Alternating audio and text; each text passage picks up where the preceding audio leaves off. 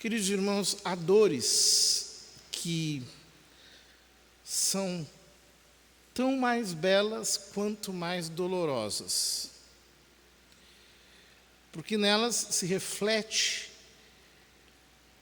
o sacrifício da fidelidade a Deus, o amor de quem coloca-o tão acima de tudo que não aceita desobedecê-lo a fim de viver da fidelidade da sua palavra.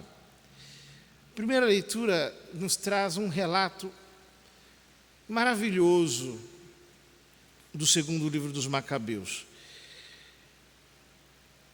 Tão maravilhoso que nem parece pertencer ao Velho Testamento. Parece ser coisa dos mártires do Novo Testamento. Naqueles dias aconteceu que foram presos 7 irmãos com sua mãe, aos quais o rei, por meio de golpes de chicote de nervos de boi, quis obrigar a comer carne de porco que lhes era proibida. A gente pensa, o que o rei Antíoco Epífanes, aquele pagão, ganhava fazendo aquela família, a mulher e os seus 7 filhos, comerem carne de porco? Não ganhava nada, a não ser a imposição da sua própria autoridade.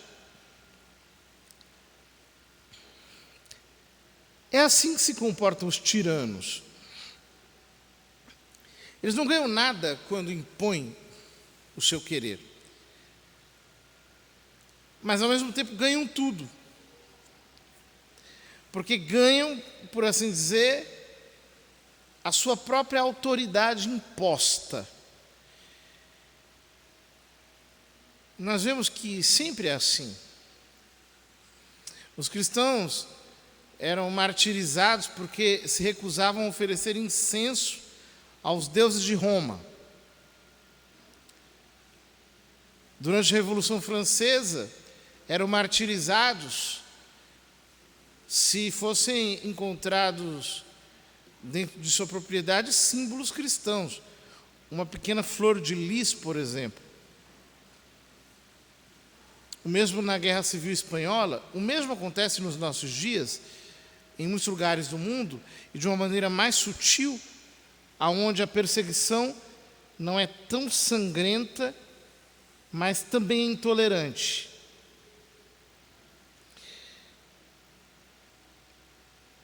Mas, especialmente admirável e digna de abençoada memória, foi a mãe que num só dia viu morrer 7 filhos e tudo suportou valorosamente por causa da esperança que depositou no Senhor.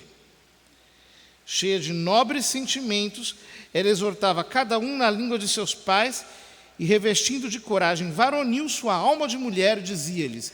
A Escritura está dizendo que esta mãe tinha a alma mais varonil, mais masculinamente corajosa do que a de todos que estavam ali.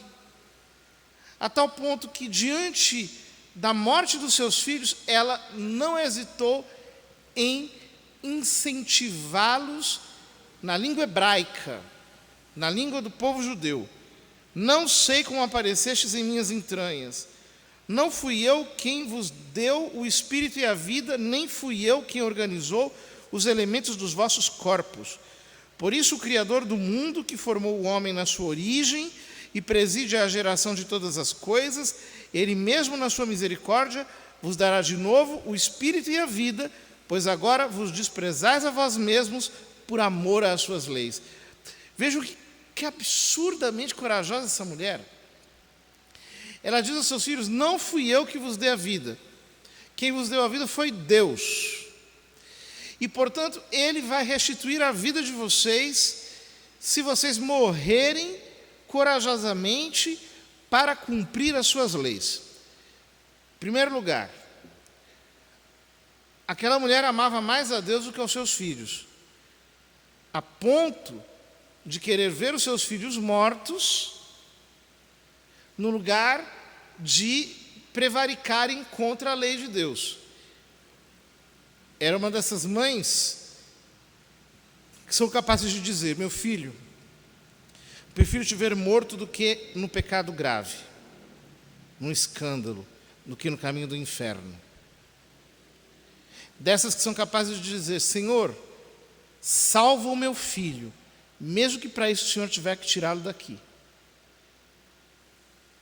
Porque ela ama mais a Deus do que os seus filhos, e quer a glória de Deus mais do que o bem-estar deles. Só que, ao mesmo tempo que ela ama a Deus mais do que os seus filhos, ela ama os seus filhos mais do que ela mesma. Por quê? Porque ela não quer os filhos para ela, ela quer os filhos para Deus. Então ela diz: meus filhos, longe de mim afastá-los de Deus, longe de mim afastá-los do verdadeiro bem para as vossas vidas. Morrei pela fidelidade à fé. Prefiro ver-vos junto de Deus e gozando da eterna felicidade do que permanecendo comigo para me dar segurança. Uma viúva que ficou sem filhos, mas ela os amava mais do que ela mesma.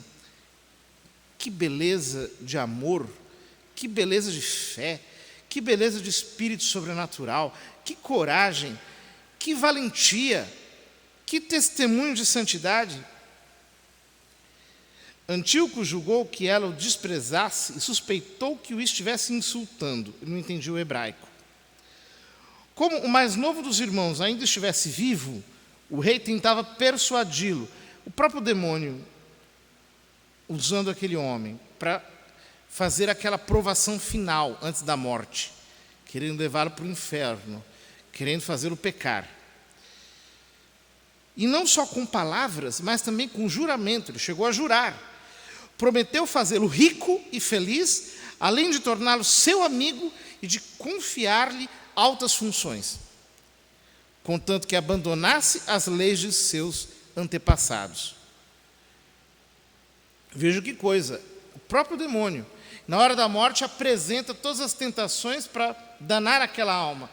Mas, ao mesmo tempo, nós vemos como o diabo é enganador. No Evangelho, Jesus fala, na parábola, que aqueles que forem fiéis, aqueles que conservarem os bens do Senhor, aqueles que multiplicarem, que passarem o tempo da sua vida aproveitando para a sua glória, para o seu reinado, estes sim, receberão muitas coisas, inclusive governos de cidades, diz o texto do Evangelho. Versículo 25. Vendo que o jovem não lhe prestava nenhuma atenção, o rei chamou a mãe e exortou-a a dar conselhos ao rapaz para que salvasse a sua vida. Como ele insistisse com muitas palavras, ela concordou em persuadir o filho. Veja que coisa. Ele queria... Aquele rapaz já estava para morrer, mas ele queria aquele ato de traição. Às vezes, queridos, o diabo ele não quer grandes coisas. Ele quer só um ato de traição. E muitas pessoas acabam fazendo isso. Dizendo, não é nada não, mas eu vou aqui fazer um ato de traição a Deus, a glória de Deus. Eu vou fazer um ato de levantar a bandeira branca para o inferno, só para não passar um mau bocado. É justamente o que ele quer. Ela inclinou-se então para ele e, zombando do cruel tirano, assim falou na língua de seus pais: Filho, tem compaixão de mim, que te trouxe 9 meses em meu seio e por 3 anos te amamentei, que te criei e eduquei até a idade que tens, sempre cuidando do teu sustento. Eu te peço, meu filho, olha o céu e a terra, olha o que neles existe, reconhece que não foi de coisas existentes que Deus os fez, e que também o gênero humano surgiu da mesma forma. Não tenhas medo deste carrasco, pelo contrário, sê digno de teus irmãos e aceita a morte, a fim de que eu torne a receber-te com eles no tempo da misericórdia. Mal tinha ela acabado de falar, o jovem declarou: que esperais? Não obedecerei às ordens do rei, mas aos mandamentos da lei dada aos nossos pais por Moisés. E tu, que inventaste toda espécie de maldade contra os hebreus, não escaparás às mãos de Deus. Que coisa gloriosa! Uma alma que não se dobra diante das ameaças do inferno, que tem coragem, que olha o demônio dentro dos olhos e diz: eu não me rendo, eu morro lutando, mas eu não volto atrás. Eu morro resistindo, mas eu não aceito. Não trairei ao meu Deus, nem a religião dos meus pais, mas me manterei fiel à sua palavra, à sua lei, até o fim. Queridos irmãos, nós vivemos em tempos de muita traição, muita deslealdade com Deus, muitas pessoas que trocam Cristo por tantas coisas, para se darem bem, para terem aí algum reconhecimento humano, né? Nós não podemos ser assim. E nós temos que nos orgulhar, muitas vezes, das situações ruins pelas quais nós passamos.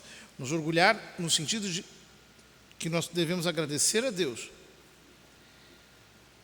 Porque se nós fôssemos traidores, nós teríamos reconhecimento, aplauso, nós teríamos muita consideração, nós seríamos pessoas acolhidas, recebidas em todos os lugares. Se nós tivéssemos ambiguidade, se nós ficássemos aí com comportamentos humanos, nós seríamos bem aceitos. Quantos de nós, por serem católicos fiéis, são rejeitados pela sua própria família? Se fossem traidores, seriam acolhidos, aplaudidos, seriam tratados com homenagem. Mas como são fiéis a Deus, são vistos com maus olhos. Nós temos que nos alegrar por isso. Nós não podemos nos entristecer. Porque isso significa que nós estamos verdadeiramente servindo a Deus e não a este mundo. Nós temos que nos alegrar. E quando vier a hora do desânimo, a hora em que o inimigo quiser nos fazer voltar atrás, nos fazer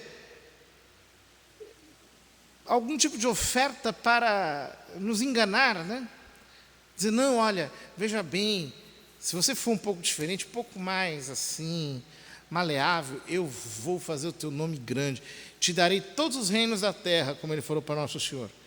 Nessa hora nós temos que reagir como a mãe destes rapazes, como ela reagiu diante do seu filho mais novo. O filho mais novo geralmente é o mais mimado, né? É o xodó, é o mais novinho. Pois ela foi lá, o filho mais novo, o último que morreu, e disse: morra, meu filho, morra, mas não te arrependas de ser fiel à lei de Deus. É com esta firmeza que nós temos que honrar o Senhor nesses dias, com essa mesma disposição, mesmo que nós tenhamos que perder a nossa vida ou que tenhamos que passar por muitas provações.